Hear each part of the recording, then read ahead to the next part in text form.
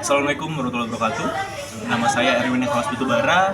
Saya akan mempresentasikan sebuah kasus yang saya sampaikan pada saat ini adalah kasus mutilasi di apartemen Kalibata City. Dua foto yang saya pegang ini adalah seorang pelaku. Yang kanan bernama Laili dan yang kiri bernama Sumarji. Nah, kita lihat dulu daripada kronologis yang terjadi pada saat pembunuhan itu terjadi. Korban ini bernama Rinaldi atau nama panjang ada Rinaldi Harley Wismanu. Baik, Laili, kita mulai kepada Laili dulu karena dia adalah sebagai pemancing daripada korban.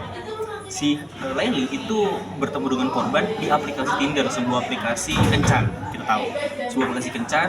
Dia bertemu dengan Rinaldi dan beberapa kali mereka berkencan dan tidak segan dalam laporan polisi mereka melakukan yang namanya hubungan badan.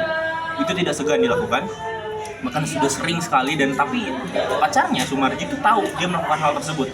Namun sedemikian waktu si Laili sang pemancing ini menemukan bahwa si Rinaldi adalah orang kaya. Kita lihat dari background Rinaldi Harley Wismanu selaku korban, dia adalah mantan mahasiswa daripada UGM di sastra Jepang dan dia juga pernah kerja di Jepang selama 1 tahun. Akhirnya kerja di Indonesia sebagai kontraktor dan ya lumayan kaya dalam hidupnya, orang tuanya juga kaya. Dan disitulah Laili menemukan titik daripada mereka ingin melakukan tindakan kejahatan. Akhirnya pengeksekusian terjadi pada tanggal 9 September. Pas hari sebelum orang tuanya melaporkan kehilangan si korban atau Rinaldi Harley ini. Si Laili ini mengajak Rinaldi ke sebuah apartemen di Pasar Baru ya untuk berkencan, balik lagi ke sebuah hotel.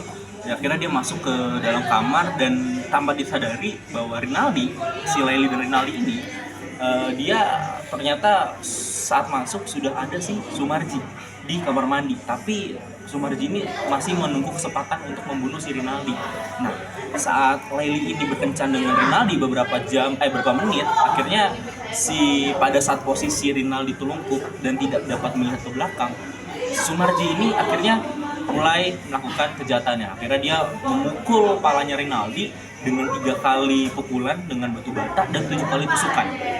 Nah, disinilah pada saat itu akhirnya mereka berdua menaruh jasad Rinaldi di kamar mandi selama 1 hari pada saat itu. Nah, akhirnya setelah itu Laili nih, sang pemancing tadi, dia kan sebelum ini terjadi dia sudah beberapa kali kencan kepada Rinaldi dan Rinaldi mulai percaya kepada si Laili dan si Laili ini ketemulah dia nomor rekening si Rinaldi dan beberapa kali diambil uang si Rinaldi. Dan pada laporan setelah pembunuhan bahkan si Laili ini mengambil 90 juta uangnya di dalam ATM dan membeli 11 buah emas 2 orang ini. Nah, akhirnya 1 hari kemudian jasad yang di dalam kamar mandi itu kan pasti busuk karena jasad manusia pasti busuk kemudian hari kan. Nah, disitulah muncul pemikiran dari Sumarji untuk memutilasi korban. Nah, mutilasi ini terjadi secara brutal sebetulnya dan dipotong sampai 11 bagian.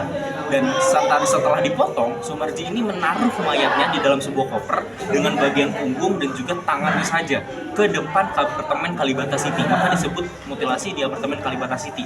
Terjadinya di apartemen Pasar Baru, namun korban ditemukan di Kalibata City. Nah, di sinilah ditemukan oleh saksi yang tidak disebutkan namanya tapi berinisial S. Di situ ketemu dan polisi mulai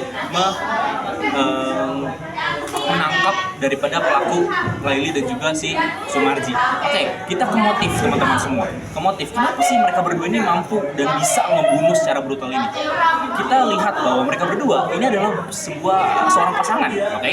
Nah, mereka berdua pada saat itu zaman COVID teman-teman semua dan mereka struggle dalam hal ekonomi. Mereka sangat struggle pada saat itu dan akhirnya mereka berdua menemukan seorang Rinaldi ini yang menggunakan aplikasi Tinder orang kaya dan akhirnya mereka merampas daripada uang dan juga harta si Rinaldi. Nah, disinilah motif ketemu. Bahkan beberapa kali mereka melakukan tindakan-tindakan yang seperti tadi, mencuri uangnya dan lain-lain. Nah, disinilah kita ketemu motifnya. Dalam teori strain karyanya Robert Camerton, di situ disebutkan bahwa kemiskinan atau ketimpangan sosial itu dapat mempengaruhi manusia dalam melakukan tindakan kejahatan. Nah, di sini saya temukan bahwa mereka berdua ini melakukan motif bahwa ketimpangan sosial yang terjadi pada dia ini membuat mereka untuk melakukan tindakan kriminal, yaitu pembunuhan sampai kepada mutilasi. Nah, disitulah Lalu kita lihat pada tanggal 17 September setelahnya, itu mereka dijatuhi hukuman seumur hidup dengan pasal 340 KUHP. Itu adalah pembunuhan berencana, teman-teman semua. Pembunuhan berencana di sini artinya adalah kalau kita contohnya nih, Ridwan, dia pergi pulang sekolah menggunakan motor dan dia tidak sengaja menabrak seorang, itu kan namanya pembunuhan juga sampai orang itu mati, tapi tidak berencana. Karena Ridwan tidak merencanakan untuk membunuh orang tersebut, tapi mereka berdua sudah merencanakannya terlebih dahulu. Disinilah pasal ini berlaku. Nah, teman-teman semua, pada saat hari Minggu kemarin saya ngobrol dengan salah satu mahasiswa kriminologi dari Universitas Budi Luhur. Saya bertanya ke dia, mengapa orang mampu atau bisa memutilasi seseorang? Nah, di sini saya menemukan jawabannya, teman-teman semua. Hanya ada dua alasan mengapa orang bisa atau mampu memutilasi orang lainnya. Adalah pertama, menghilangkan bukti, dan kedua, masalah kejiwaan. Dalam kasus ini, saya dapat terapkan bahwa mereka melakukan yang namanya tindakan pertama, yaitu apa? Menghilangkan bukti.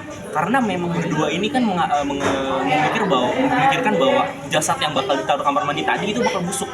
Akhirnya mereka potong satu-satu untuk dibuang ke apartemen, dan akhirnya ya ditemukan juga untungnya.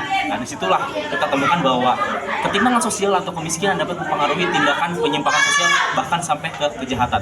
Terima kasih. Wassalamualaikum warahmatullahi wabarakatuh.